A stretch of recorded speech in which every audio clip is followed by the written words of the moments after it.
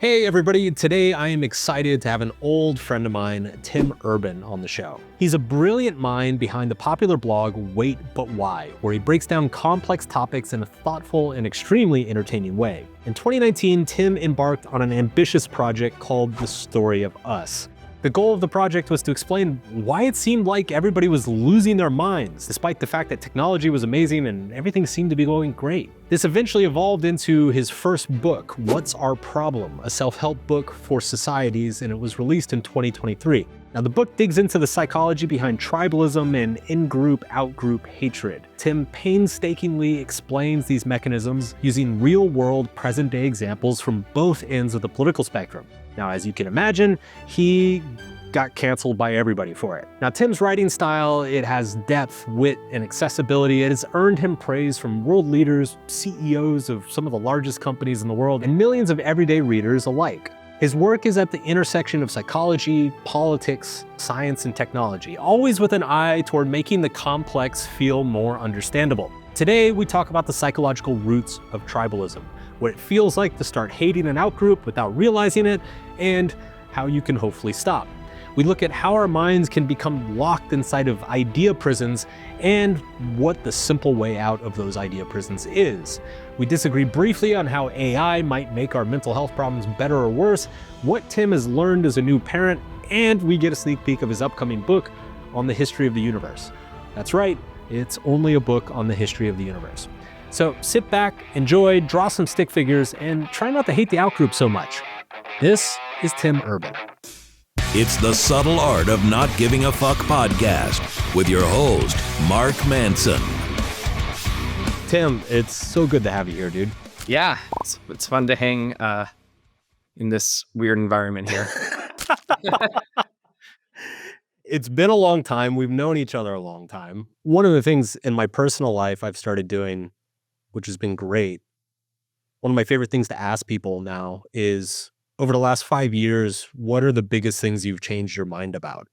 And I've noticed that, like, if I meet somebody new and they can't really answer that question, or they seem to like be taken aback by it, to me, that's kind of like a signal that they're probably like tribally minded, whatever their tribe is.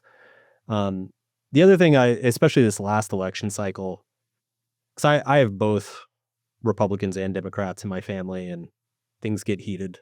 I just started asking people, I'm like, what are 3 things you disagree with your own party about? And again, if they can't really come up with anything, then I know not to listen to them. Well, what you know is that they are in a little idea prison.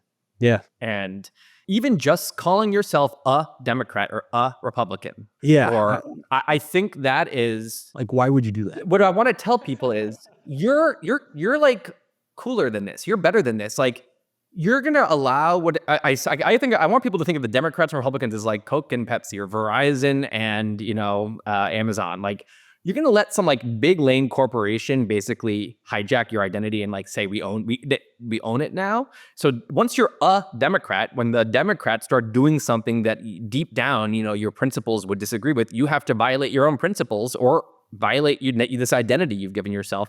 So you're in kind of like a noun prison. You put yourself in this idea prison, and that's when you're in a prison. You can't go anywhere, right? Yeah. Where do you disagree with your party? Well, I'm in the prison, so nowhere. How have you changed your mind? Well, I'm stuck. I've just been sitting in this jail cell, so I haven't changed my mind. I haven't gone anywhere.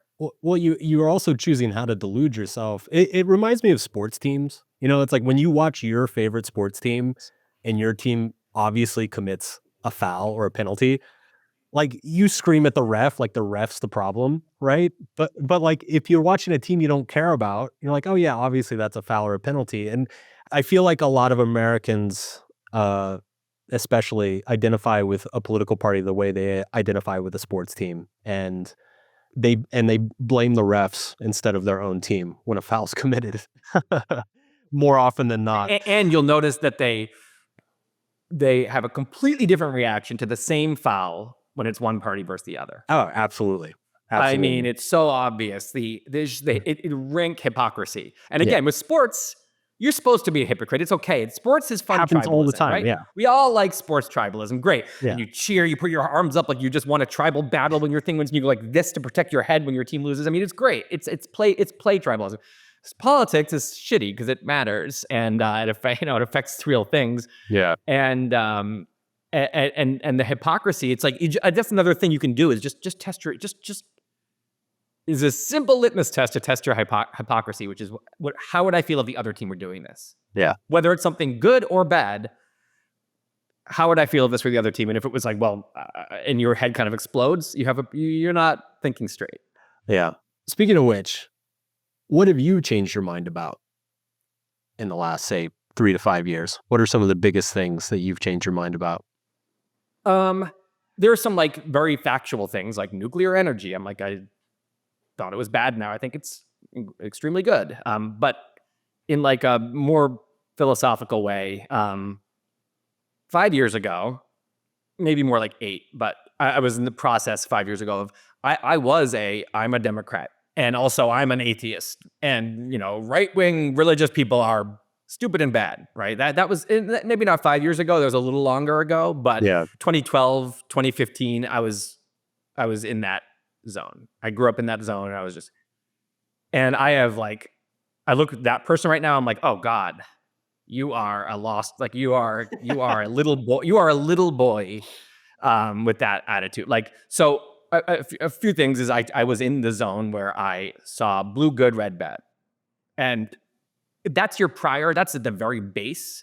Now maybe blue does something bad, but it's for a higher thing, or then everyone does whatever, and red, does something good, but they have some bad motive. If that's in the base, every single thing can always fit into that. So coming out of that, just like releasing, again, realizing this prison has I have the key. Oh my God, and then you come out. And it's not that I'm now like, well, do blue bad, red good. It's that I just, once I came out of that, I realized how much of a prison I was in. So things like, I also was like, religion bad. And I'm just like, first of all, that is so arrogant to have this religion is this thing that's been going on, I was thinking mostly in Christianity in this case, 2,000 years of like trial and error. And like, it's maybe there for both good and bad reasons. Maybe there is something really important about this for our species. And I think now I've come to think there's a lot of wisdom in religion, and it's also we're a religious species. And so when we don't have a religion that's tested for 2,000 years of refinements, we end up with a new religion, maybe a political religion that's just worse. So a lot of these things that guy was so sure about, I now am just much more kind of like open about, like, in as far as atheism itself, regardless, I'm not a Christian or a Muslim or a religious Jew. I don't believe in those books. But I also had stopped being a staunch atheist in that what I would have said as a staunch atheist is there's no creator. This is, everything is, how we think, the spontaneous generation of life on this planet, and then it evolved through evolution to today. Now, I believe in evolution. I believe in the things we've proven with science, but how about all the things we haven't proven with science? We don't know how life started. It could have been planted here by another species, an alien species. We could be in a big computer simulation. And just starting to have those things, again, it humbles you and it makes you realize, like, that atheist was so sure about a bunch of things that he was sure in a way that he would criticize a religious person for being sure that, Adam and Eve existed and that the flood is why the Grand Canyon has seashell fossils on it. The atheist Tim was just as sure about that there's nothing, and so now I would call myself like very firmly agnostic. So a lot of these, the theme in a lot of these is I'm less sure than I was, and much less likely to just like dismiss. Likewise, now coming out of not being associated, I don't identify with the left at all anymore, but I also don't want to identify with the right because I feel like, so I also, likewise, because some people, I think if you're not fully, you come out of the prison, but you're still in that mindset, you'll go fling to the other side. And now suddenly you're a full red pilled, the left is the problem. And I don't think that either. I think there's probably a lot of wisdom in progressivism, and there's a lot of wisdom in conservatism, and both of these parties suck, and there's a lot of hypocrisy on both sides, but underneath that, there's actually very important principles that need to butt against each other. So a staunch partisan would call me like an insufferable, enlightened centrist. Or But I would say it's more both side. What they used to call them, yeah, both but sidism, both sidesism. sidesism. Yeah, And yeah. I think it's misinterpreting, because a centrist or a both sidesism is someone who says that like the parties are equally right about each issue. There's somewhere in the middle. That's not what I think. I think maybe the right is way more right about certain things. Left is way more right about other things.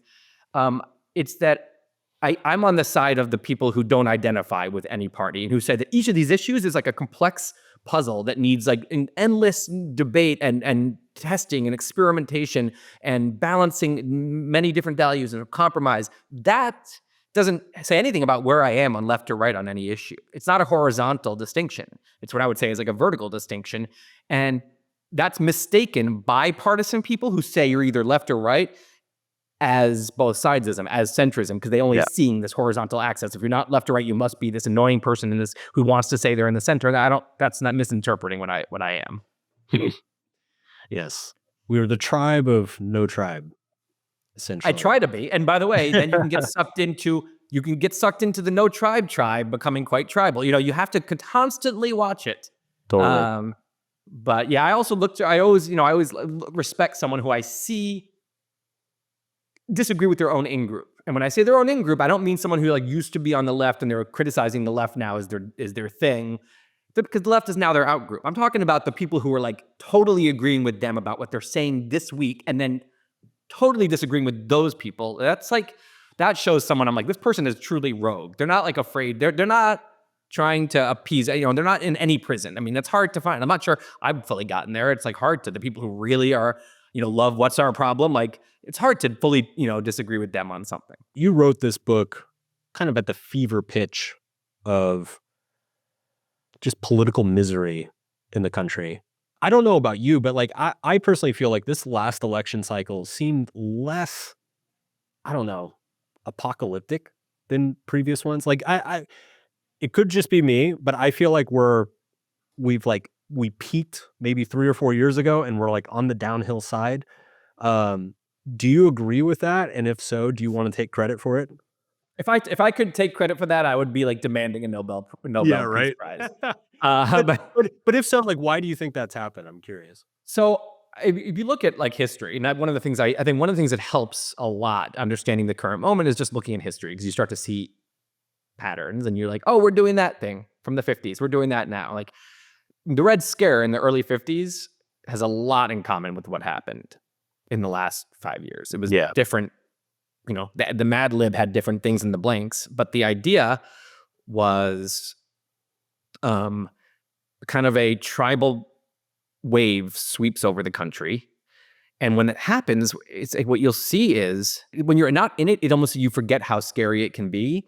In a moment when it becomes really tribal, you suddenly are like, it's hard to even have you're with 3-4 friends at dinner and you're suddenly like, wait, are you like, are you one of them? Or like, are you going to judge me? Or like, are we allowed to still? And even small little things, everyone starts to get kind of scared. And then forget like a classroom, one person in that moment can start really being like a bully that's, that's emphasizing the current tribal craze, and everyone else in the classroom will get really scared and start to like jump on that bandwagon. And it's a reminder that we can be a very scary species. You hear about the most extreme example always is everything is, Nazis, Holocaust, and you hear about, these people in, Poland who would turn in their Jewish neighbors who they known for 30 years and they've been friends, and they would quietly turn them into the, and these awful stories. And you start to, but I understand why, in this moment when things are really, when that fear kicks in, basically when tribalism is in the air in a really intense way and the stakes feel really high, it's like pheromones. Wolf pheromones, and the primitive mind wakes up and gets into a crazy zone and completely takes over your brain, and you get into this zone where it's like, you can't trust anyone. And it's like, so the less extreme example is like the early 50s with, the Red Scare. And you have, anyone who even gets, it's like a witch hunt. Actual Salem witches is the same thing. It's like, once that someone being accused of being a witch might actually lead to their execution, everyone gets really scared. And now, someone who you think is your friend might accuse you so that they don't get accused of being a witch. And it becomes a very and that's how these crazy things kept. The Salem witch trials wasn't like that was just the times. It was a crazy thing that happened and then stopped. The Red Scare in the 50s was a crazy thing that happened and then it stopped and then sanity returned. And I think that the 2020 wokeness thing was a crazy thing that happened, and I think at some point, hopefully, it will be something totally in the past. And I think it's, again, to bring back your you become more aware of your own dicking around. You can become more aware of your own, echo chambers. Well, you also, I think the society itself can kind of if it has been too long since that happened, the society can get caught off guard. And I think that now society starts to be more self-aware about that was crazy. And now when you see signs of it now, you're less likely to fall into it and more likely to be like, no, we don't do that anymore. We're done with that. And you see the corporations, quietly reversing policies that were insane. So I feel like we are on the other side of the specific things that happen. There's still good. Look, there's still a huge fight that's going to be put up within institutions, policies that were changed, admin people that were turned over. I mean, that takes a while. That gets into the vital organs of a lot of institutions. That's going to be a long, painful process to try to return to kind of the basic values that those institutions used to have. But what worries me is that, why did this happen right now? In the 50s, it happened because, it was on the heels of war, which is kind of a tribal time. And there was a genuine fear of communism, right? It was like, this was an existential threat. And when I'm like, why did this happen now? And I feel like it's very tied to social media and this new force that's in there in the world that, has a huge impact, scares, the media is scared of social media. Companies are scared of social media. And you empower a lot of the most tribally crazed people who want attention, want to do damage, want to sensationalize things, want to punish people. Those people have a lot more power right now than they did 15 years ago. Like they actually, one of those people can get a big following and suddenly, scare a lot of institutions into getting on their bad side. So my worry is that that the root causes might still be there. And that maybe it's not wokeness that is the thing. Maybe it's another thing comes along. Maybe it's hardcore right-wing, white supremacy, which is, of course, the thing that I spent years saying this is overblown by woke people. Now I'm like, well, this thing, has now been trained to actually be more of a real white identity by this thing. And it could, who knows? I'm not saying that's what'll happen. I'm saying, I just think that we might be still in a vulnerable situation in our society. Yeah. And it's also hard to separate just like how unique the COVID era was and like all of the second and third order effects that, you can't really, it's hard to know what is an actual part of cultural evolution and what is just kind of this freakish happenstance thing.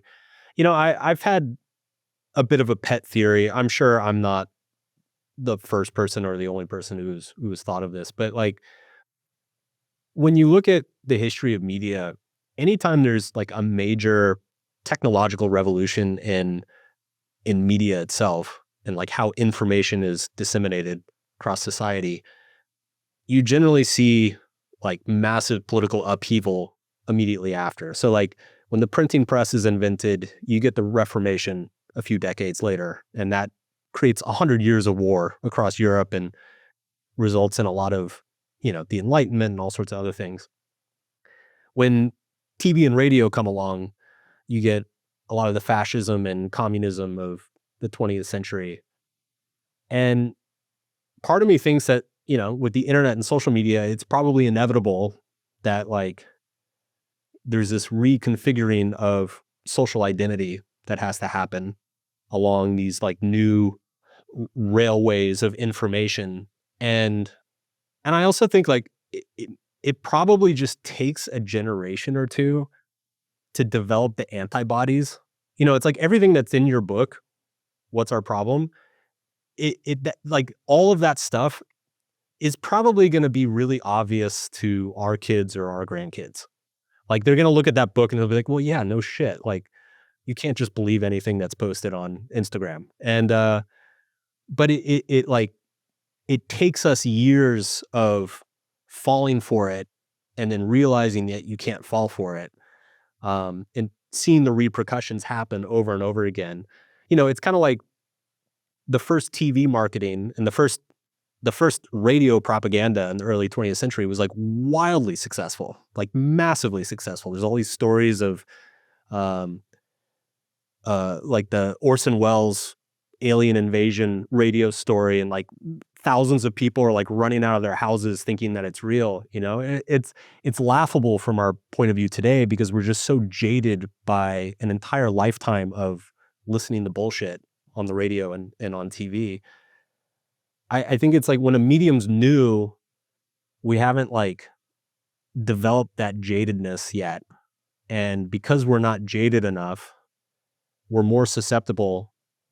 Like it's easier for, I guess, sinister and tribal narratives to reach people and seduce them because they haven't developed the antibodies to it yet. Yeah.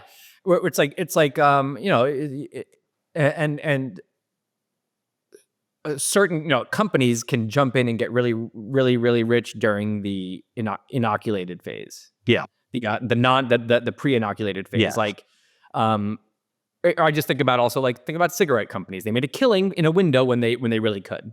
Yeah. And then awareness spread, laws changed. We built kind of antibodies to protect ourselves from that thing, and now they make way less of a killing, at least in the U.S. Yeah, I mean, it's one of the things. It's funny. My wife and I, we went back and started watching Mad Men again, and one of the things fucking still amazing show, by the way. One of the things that I didn't put together the first time I saw it, I saw it for the first time maybe 12, 15 years ago. Watching it now as somebody who's like a lot more well-informed about advertising and U.S. history and business cycles and stuff, there's like this realization that Mad Men takes place in the 50s and 60s when television is new. And like people had literally never seen a television commercial before. And so you could literally just put anything on the screen and people would want to buy it. And so it's like, no wonder Don Draper was making a fucking killing sitting around drinking whiskey all day. Like there's just this low hanging fruit that comes with a new medium.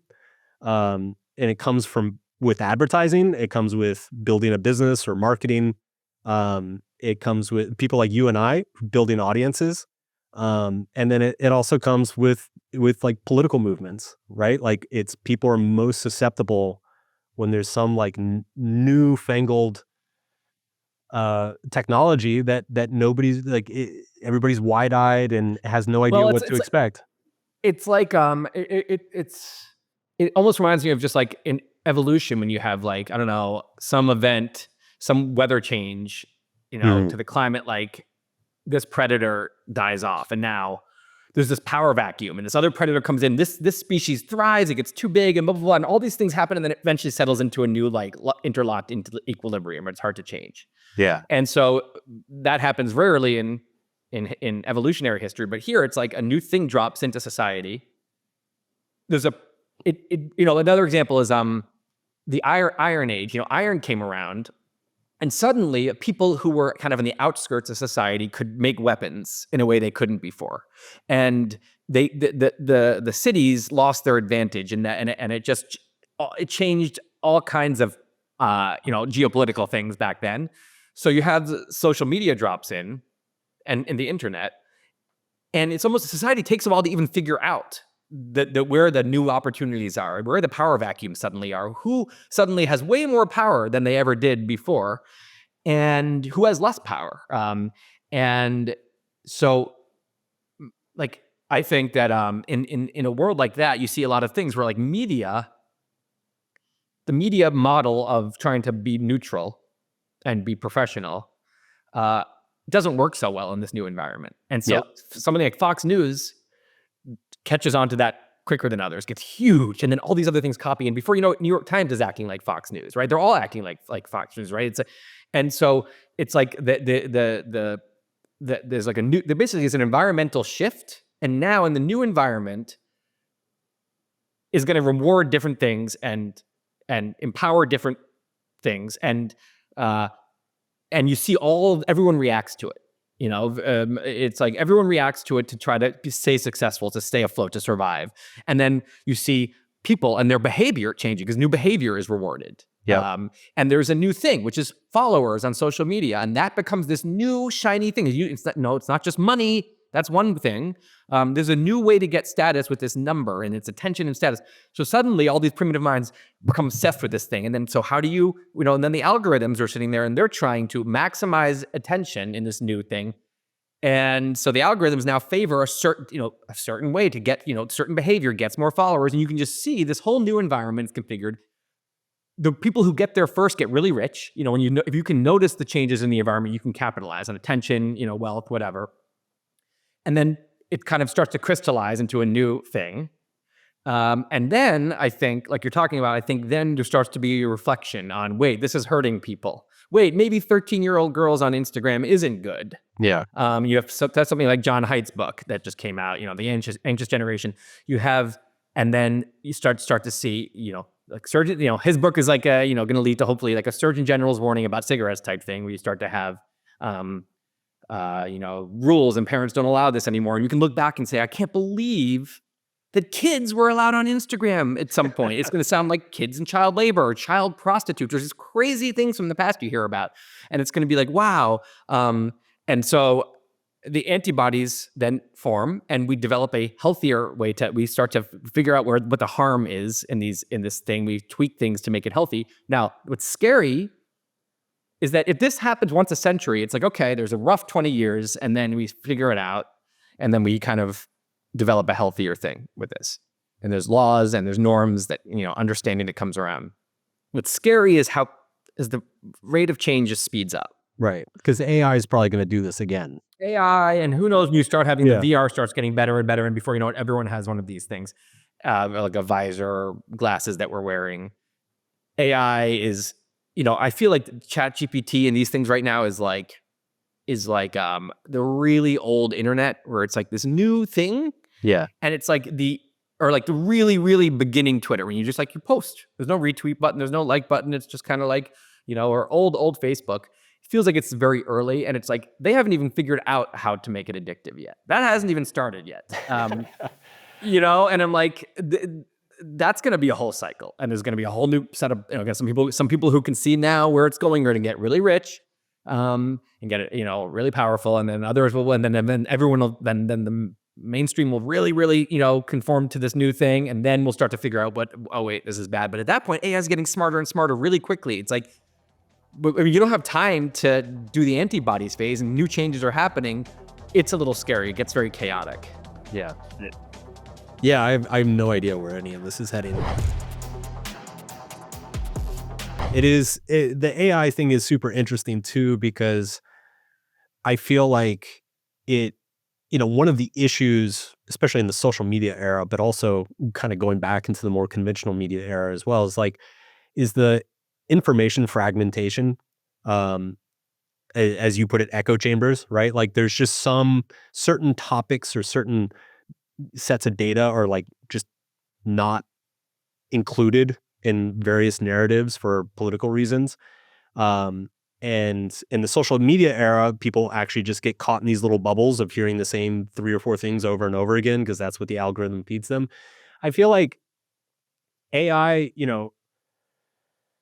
the potential of AI is that it commoditizes all information universally. Like everything is just always there for everybody. And all context and relevance can be provided, in each situation. So there's, in a way, it can I feel like it could solve a lot of the informational side of things. But then it makes me wonder, I'm like, if everybody just has all the same information all the time, it might actually drive us like more into tribalism, because then that's really the only thing we're going to have left is like, you can't argue over the facts anymore because the AI's figured that out.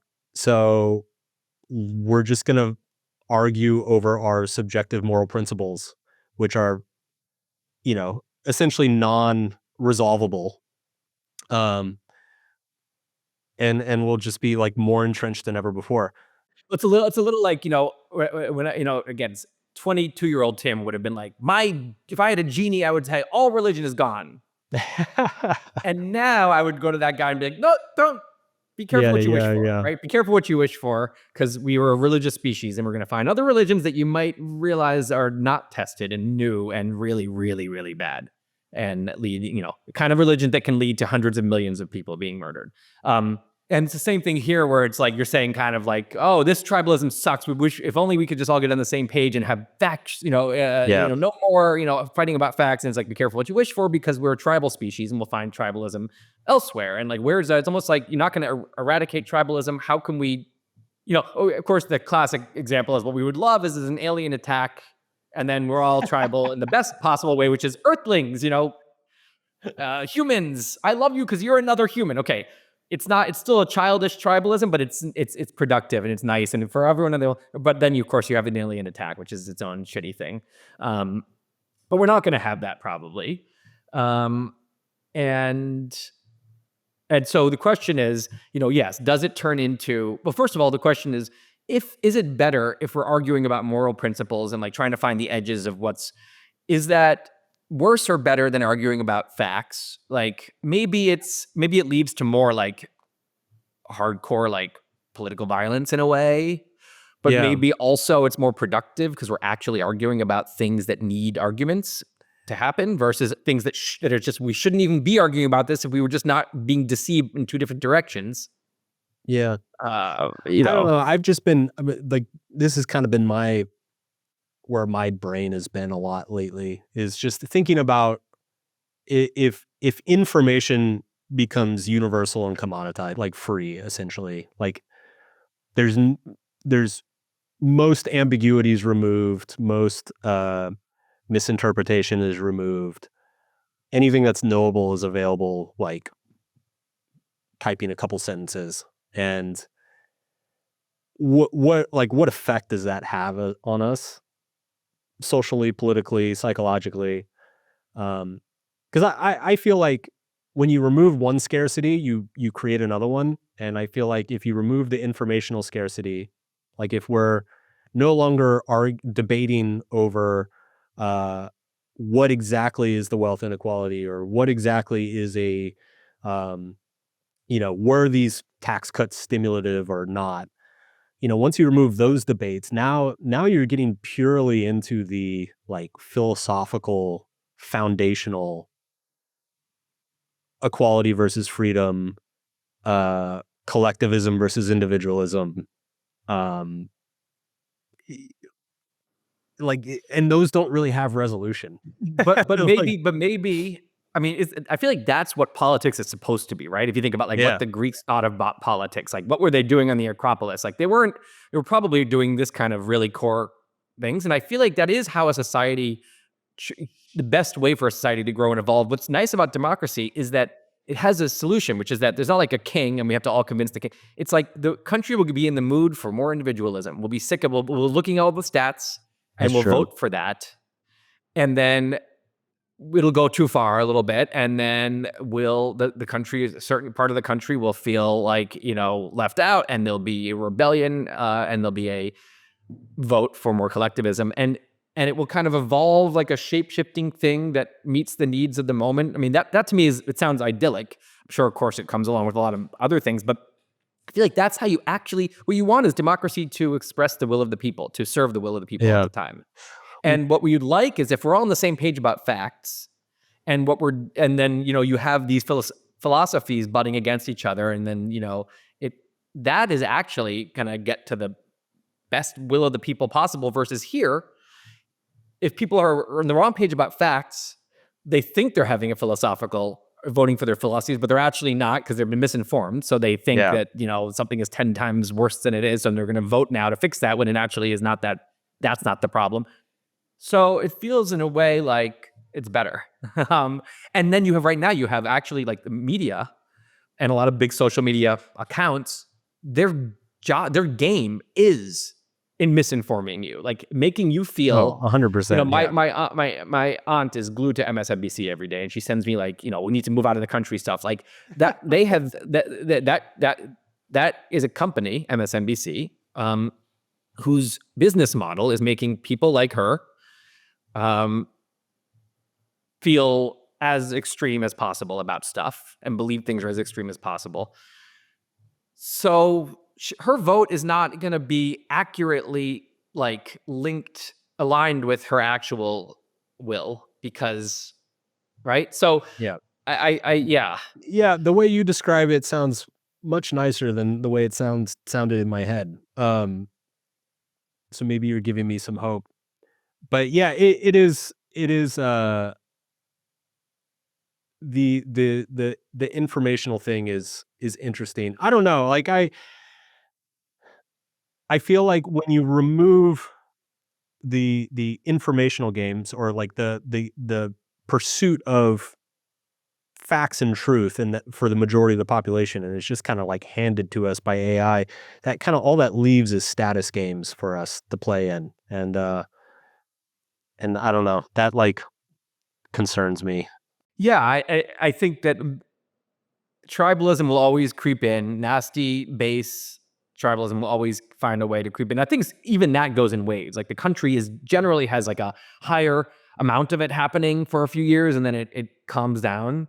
I also wrote it in my book about how one of the things in like the 50s is, it seems like a very untribal time politically. Yeah. The parties were very mixed. It wasn't like that. It was, but actually the same quantity of tribalism was there. It was just that it was distributed in like different tiers. So one tier was US versus Soviet Union or Hitler before that. Right. And that takes a bunch of energy. A bunch of people's minds are just fixated on that. That's where their head is. Other people's were like, no, like Republicans versus Democrats, whether in the state or in the country. And that's where their head was. And some other people were, there are Democrats, who the thing they hate the most is the other Democrats who are the other faction, who are actually much more, because it was much more mixed. So the factions themselves hated each other. Yeah. And what you had is the big high level tribalism, the biggest us versus the biggest them, is a uniting force below. It chills out the things below because it's like, well, we're at least we're together at this thing. And then the lower ones, the fighting there, simmers the national one. Because you don't want the national one goes too far. You start to, just the xenophobia goes out of control, and you want to, you dehumanize the other part of the world. When you hate each other so much, suddenly, you almost want to, part of the left felt, on more on the side of the Soviets than they did than they did with the right or whatever. And I think that all of that kind of the three tiers being distributed evenly, like I think it's nice because it simmers it on all levels. It keeps it from. And what happened since then is the national threat went away. The U.S. stopped having a serious existential threat outside its borders, and the factions went away because within the party, the lowest level, because the party's purified. So all the progressives went over here, all the conservatives went over here, and then you have the media.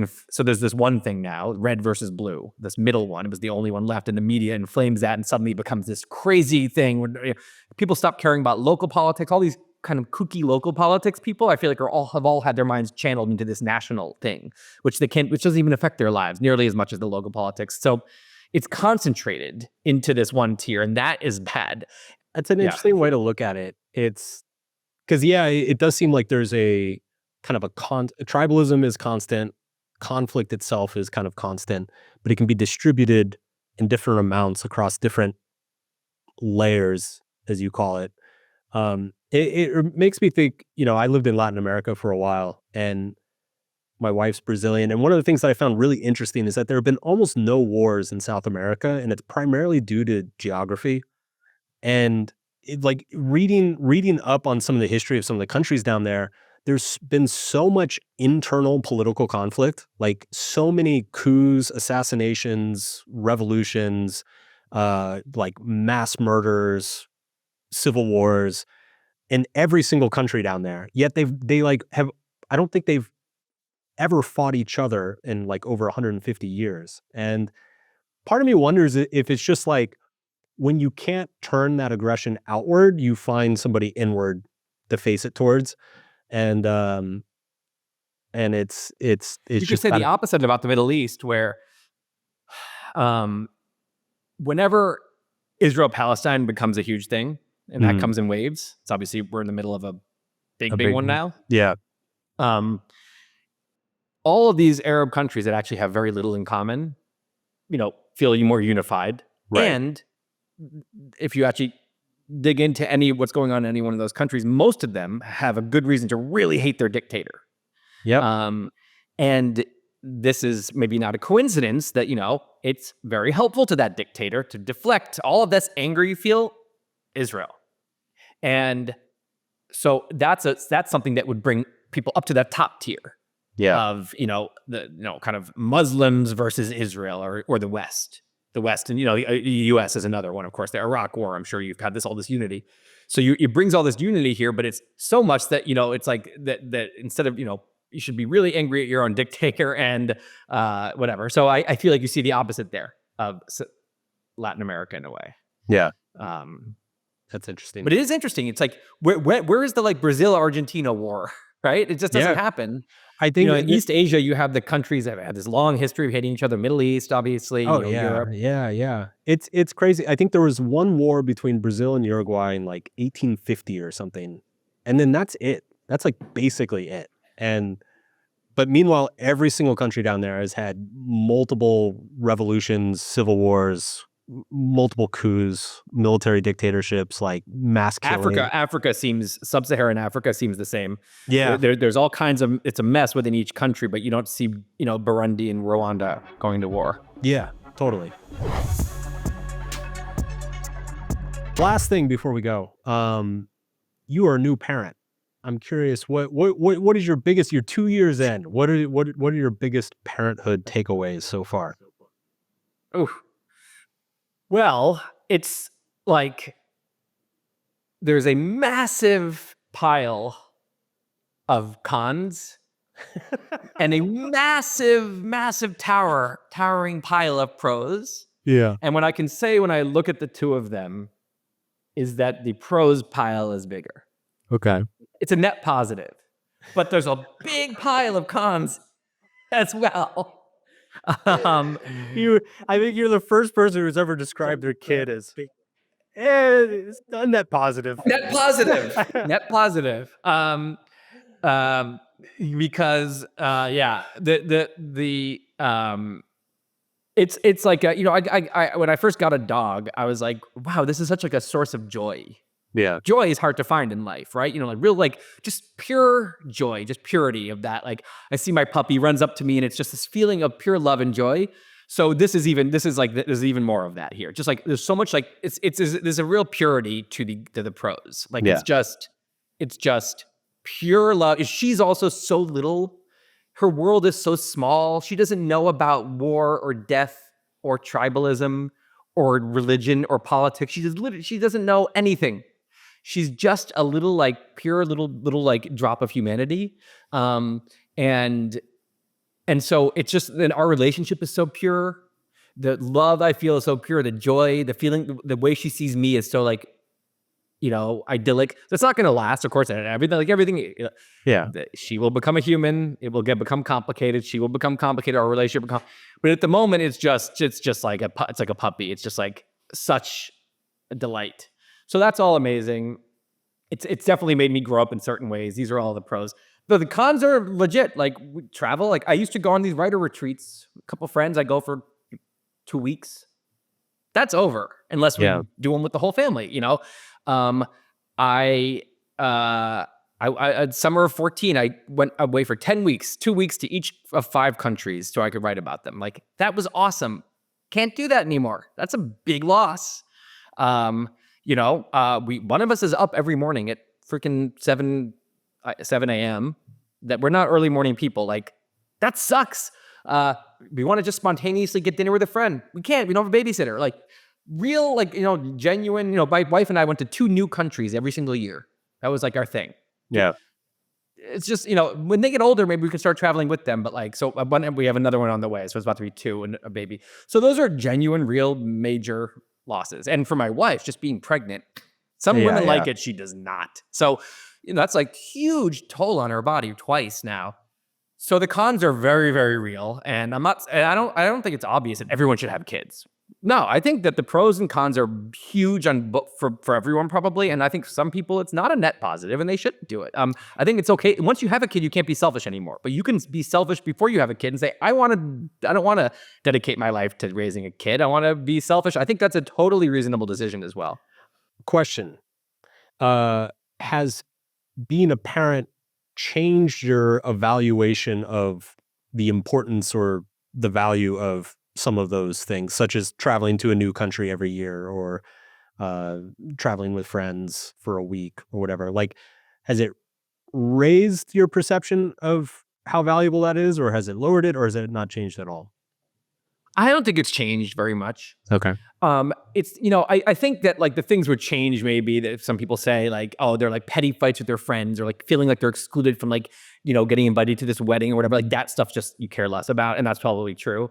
But the things I'm talking about are like, you know, I'm not like now I realize that those like traveling wasn't important after all. Like, nope, it really was important. It's really great. It's like, it's not critical. It's a nice to have. It's not a need to have. That freedom was nice and I miss it and it's great. So I'm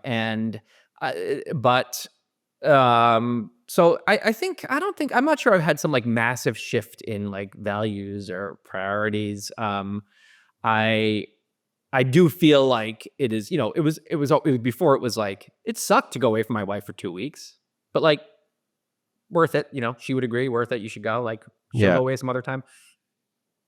It feels like not okay to go away from a 2-year-old for 2 weeks. Like, again, she'd be fine, but I feel like our bond is like a very core important thing for her. And I don't want to just, to not be there for that. So I'm prioritizing her over those things, but that's not because I think those are less important than they were. And the other thing is, you know, I think that a friend reminded me the other day that like this phase when you lose a lot of freedom because the kids are so little.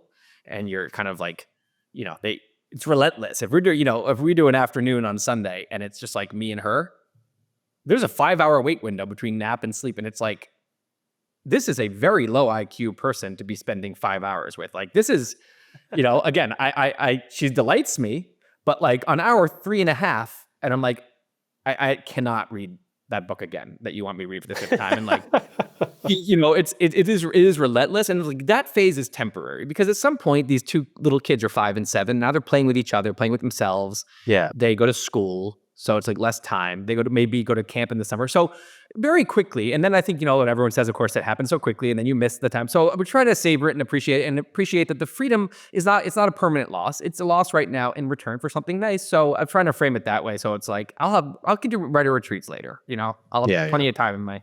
You got the rest of your life for that. Yeah. Like, you know, so if they go to camp, I can do it in the summer. Like there's just plenty of times you can do that later.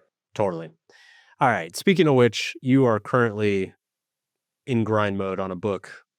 Are you talking about that book yet, or are you? Yeah. It's I don't know the exact title yet, but it's like everything, the story of everything. It's the history of the universe, right? Big Bang to the end of the universe. It's basically an excuse for me to cover all my favorite topics along the way.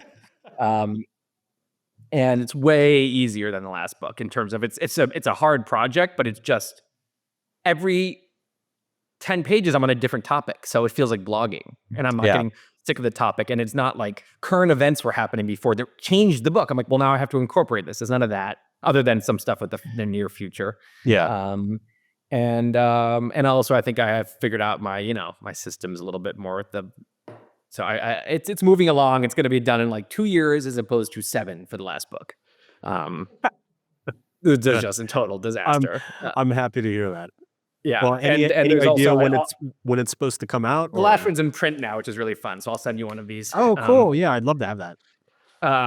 But yeah, and I think you owe it to me to start another book because it's not fair. If you don't have to. I don't like what's happening here where you're like somehow feel like you're free of the hell that we signed up for. You know what's funny? I was actually under contract to do another book, and the deadline was beginning of 24. And I just got on a call with my publisher, and I was like, you know what? I haven't started writing, and I don't think I'm going to. And Imagine the freedom. and then they were like, well, fuck you, Manson, give us our money back. And so I wrote a check and gave the money back, and life's been good. Yeah. Life's been really good. After I finish this book, I might have to experiment with not being in hell for a little bit. Yeah, after, I think, between starting Subtle Art and finishing Will's book, I think it was 8 years of writing, pretty much nonstop. So yeah, the last 2.5, 3 has been really nice, but I am starting to have ideas for the next book and like get a little bit of the itch. It is kind of like, well, what I hear pregnancy is like, is that you forget how hard it is. And Totally. And so you start, I'm already like playing those head games where I'm like, well, it's like, that's a simple concept. I bet I could bang that out in 6 months. And, I'm like, clearly. I know. In my head, I have this vision for a future book, because these books are both going to be, the first draft is 200,000 words plus for both. And then I cut it down to, 140, whatever. I'm like, what if I wrote a 60,000 word book and I wrote 2,000 words a week for 30 of the 50 weeks of the year with some weeks off in the middle. Easy. And I just woke up in the morning, wrote 400 words and got on with my day. And I'm like, piece of cake. Somehow that seems, why can't I just do that? That sounds so easy. Wake up, write one Microsoft Word page, 5 days a week for 30 of the 50 weeks of the year, hand it in. It always sounds great when you say it out loud. And then when you go to try to do it, it's like eating glass for 18 months. I know. It really, really is. Right now I'm 170,000 words into this draft. Oh, and I have one big chapter left, and then I'm going to then have the hideous process of cutting it down. And there's over 1,000 fact checks my fact checker has ready for me that I haven't even looked at yet. But oh my God. The other thing to think about is, we both have experienced both books and articles. Like, you also could just be like, you know what, I'm going to go back to the days when I write like a killer viral article twice a month and do that. But it's hard to know, because that feels like you do all this work and there's not really, it just kind of goes away. It kind of like fades away. On the other hand, it's just like you get the instant gratification of publishing right then, and you can hop on something you're thinking about right then and just get it out. Or you can, I guess you can do that on your other mediums. I will say I am really, really enjoying being back in internet land. It feels like home. It's like coming home after living abroad or something. But yeah, there is an impermanence to it. Like there is a little bit of a treadmill type aspect to it, of like, you just have to keep producing month after month after month, and it feels like nothing lasts for very long. Like every once in a while, like one thing will hit and it'll last for a few years. Like if you had done Subtle Art as a series of, each chapter just was a post, it would have been much worse decision, right? So yeah. It's a hard one. There is, but if I had done the year one of Wait But Why, you're as one big book, it would have been worse, because it was better to have that be this kind of viral. To me, there's like, each has its strategic place. Yeah. And also, like, some ideas, obviously some ideas don't merit a book, and some ideas shouldn't stick around for more than a few months or a year or two. But true. I have been having a lot of fun with it, but yeah, I do, like, there is a permanence and a significance that comes with a book that you don't really get any other way. So I will be back at it at some point. Okay. Yeah. Good. All right, dude. Well, this has been a blast. Thank you so much for making the time, and good luck finishing up the manuscript. Thank you. I'll keep you posted. Cool. The Subtle Art of Not Giving a Fuck podcast is produced by Drew Burney. It's edited by Andrew Nishimura. Jessica Choi is our videographer and sound engineer. Thank you for listening, and we will see you next week.